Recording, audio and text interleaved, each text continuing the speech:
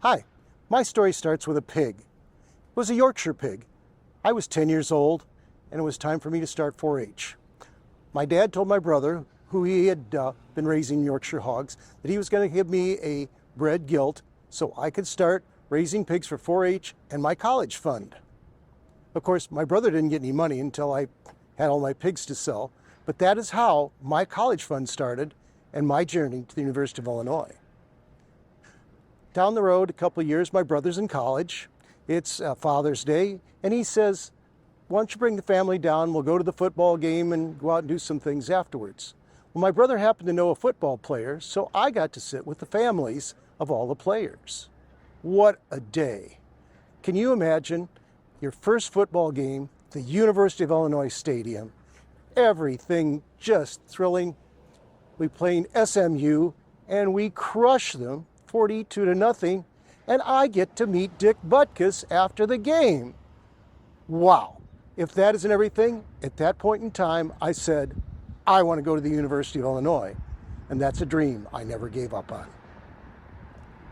My high school ag advisors and FFA teachers were really, really good. They encouraged me all through high school to participate in all the judging contests, the speech contests, everything like that along the way. And they encouraged me to run for section president.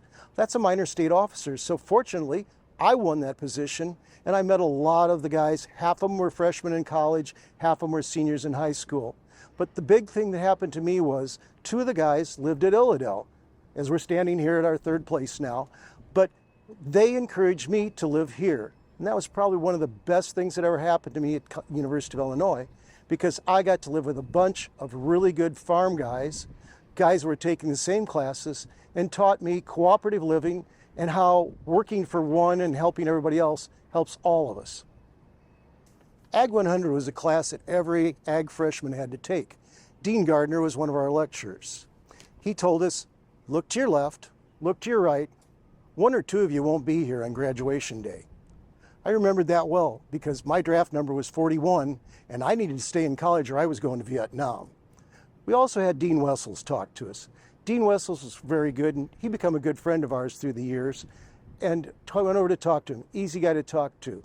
He said one day in his lecture, there's a lot of things that are happening here. We're going to teach you a lot of things, but the way technology is moving today, most of those will be obsolete by the time that you graduate.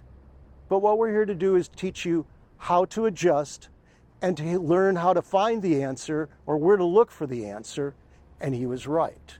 He also said that the people we meet here over the years are going to be a wide branch of people that you can look to, trust, and reach out to help. He says University of Illinois people like to help University of Illinois people. After graduation, I was very lucky to be placed. I was hired by Tabor, which was bought out by ADM, and I was traveled all over because I was single, and single people move cheap. It's a lot cheaper for the company to move them. So that offered me lots of opportunities to meet lots of great people. One was Fred Miller from Oakland. He was a bronze tablet at University of Illinois, an ace fighter pilot in Vietnam. A great guy that gave me such confidence and gave me more responsibility than the company really wanted him to. One of his good friends was Paul Cooley. Paul Cooley went on to be my mentor as it goes in the whole business of grain business, the futures trading and everything like that. And when everything got rolling really well at the University of Illinois at WILL, Paul Bates and Paul Cooley were 2 that started, and Paul brought me on board along with it. I was a young kid that probably was the greenest one of the bunch, but Paul always was my mentor and took care of me and done extremely well. That was one of the best things that ever happened to me. You know, Charlie Lindy, Todd, all of the group that was there has always worked and hung together, and we learned so much, and we have such a cooperative group. You know, we got to do things with people like Orion Samuelson, doing things, having dinners to raise money for scholarships. Everything was just great, and I just have to thank all the people at WILL for what they've done for me, and Paul Cooley especially for getting me associated with them. As I humbly look at this award, I look and say, this isn't an award for me, it's for all the people that pushed me, helped me, and made me who I am today. I especially want to thank Wayne Swigert for nominating me, Todd Gleason for all the work he helped getting things to help put in to do this, and also nominating me. And people like Paul Cooley that we talked about, all the other people were there, my family and all the good they done, and that first pig, and also the fact that without God and the people that he sent me to, I wouldn't be here tonight. Thank you.